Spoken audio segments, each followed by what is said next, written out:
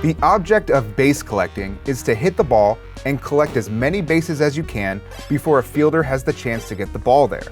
This is a single-player game, and the only chance to collect is immediately after your hit, so make it count. Each at-bat throughout the game accumulates into your final score. It may sound simple, but factors such as number of at-bats and getting walked all affect your ability to score big, and those that do defy odds so great that their performances are put into the history books. Baseball's single-game total base leaders include some of the greatest players in the history of the sport, and those games tend to be the greatest individual performances of their monumental careers. But sometimes you only need to be great for a day in order to excel at the game within the game. With all of this in mind, what does it take to get the single-game total base high score? The answer to that question is complicated, mostly because of how the game has evolved over its long history. And we're going to limit this to 9 innings. Extra innings is a stat hack. To simplify things, we're going to focus on what is called the live ball era, which essentially is the modern era of baseball that came following a series of rule changes in 1920.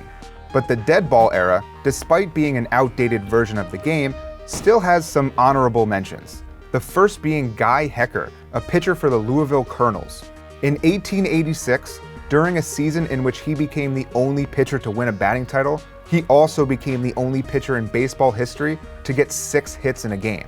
He did so fashionably, hitting 3 home runs and 3 singles, bringing his grand total to 15 bases, a record, and not just for a pitcher.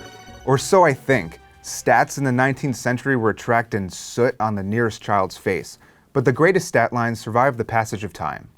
Boston bean eater Bobby Lowe beat Hecker's total base high score in 1894, when he became the first player in baseball history to hit 4 home runs in a game.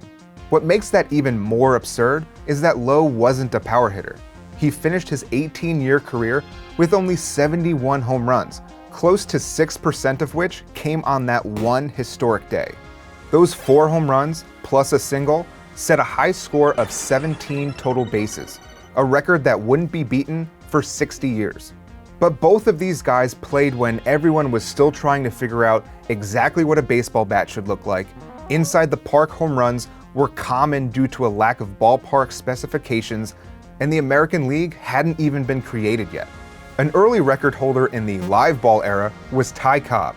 As legend has it, prior to a May game in 1925, Cobb told a sports writer, "I'll show you something today. I'm going for home runs for the first time in my career." His 3 home runs, 2 singles, and a double on that day was the best offensive game of his all-time great career. His 16 total bases were a modern era high score. This was still very early on in the live ball era, and players were only beginning to swing for power. Conventional wisdom equated hitting balls in the air to flying out, a feeling stemming from the early days when a ball caught on one bounce was an out. They instead opted for a small ball approach with a focus on base hits. Cobb decided instead that he was going to give power hitting a try, and it netted him the total base record. Power is not the only thing that matters when it comes to total bases. Cobb was also the beneficiary of 6 at-bats that game. There's only one way to match Cobb's 16 total bases in 4 at-bats: 4 home runs. 2 players have done exactly that: Rocky Colavito in 1959 and Carlos Delgado in 2003. 4 at-bats, 4 home runs, call it a day. They make up 2 of the 17 players that joined Bobby Lowe on the list of players with 4 home runs in a game. The first modern era player to do so was Lou Gehrig in 1932, whose 4 home runs and 16 bases came across 6 at-bats. A few weeks later, he had an opportunity to meet the man who did it first, reportedly asking Bobby Lowe, "Did you really hit 4 home runs in a single game?" Because even when you've done it yourself, it's hard to believe that it can be done at all. This is a prime example of the inefficiencies of stat recording in those days. Gehrig had to confirm it with the man himself because it was all hearsay. That day in 1932 wasn't Gehrig's first flirtation with a total base record. In 1928, he collected 14 bases in 5 plate appearances. But his 3rd plate appearance was a walk, which officially doesn't count as an at-bat, brings down his at-bat total to 4, and doesn't contribute to total bases.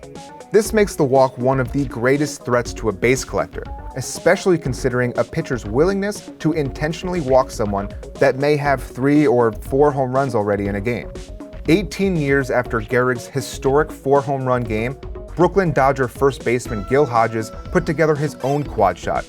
He went 5 for 6 with 4 home runs and a single, 17 total bases, a new high score. And just like the base collecting champs before him, he was Hall of Fame bound. 4 years later, on July 31st, 1954, Hodges would get a front row seat to his record being broken. Milwaukee Braves first baseman Joe Adcock became the first player in baseball history, regardless of era, to collect 18 total bases in a game, 60 years after Lowe's fabled 17 total base game. He achieved this feat at Ebbets Field against Gil Hodges' Brooklyn Dodgers, but unlike his base collecting predecessors, Adcock wasn't Canton bound.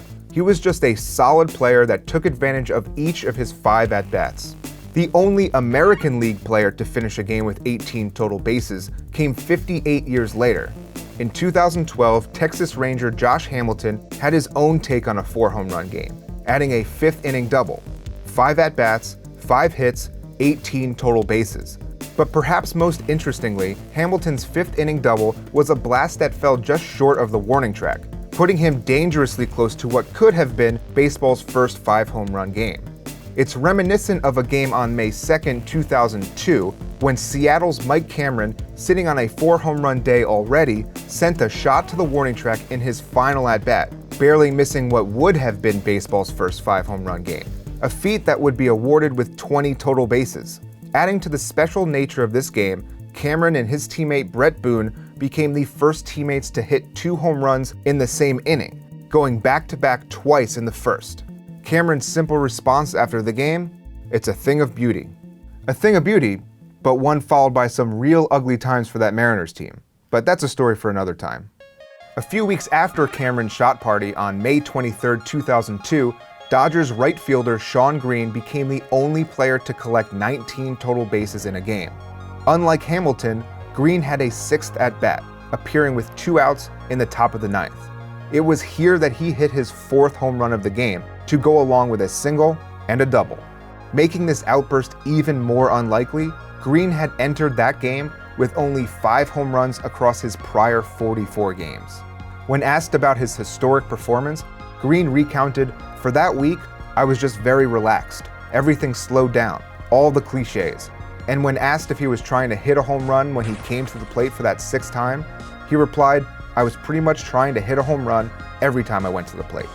The elusive quadruple dinger is a more rare feat in baseball than a perfect game, and the total base record demands that you do it with flair, whether it's a pair of doubles or the yet-to-be-attained 5th home run.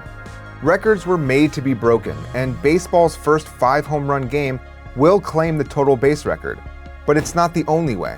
And in the end, it all comes down to at-bats and what you do with them. The more at-bats you get, the better your chances at a new high score.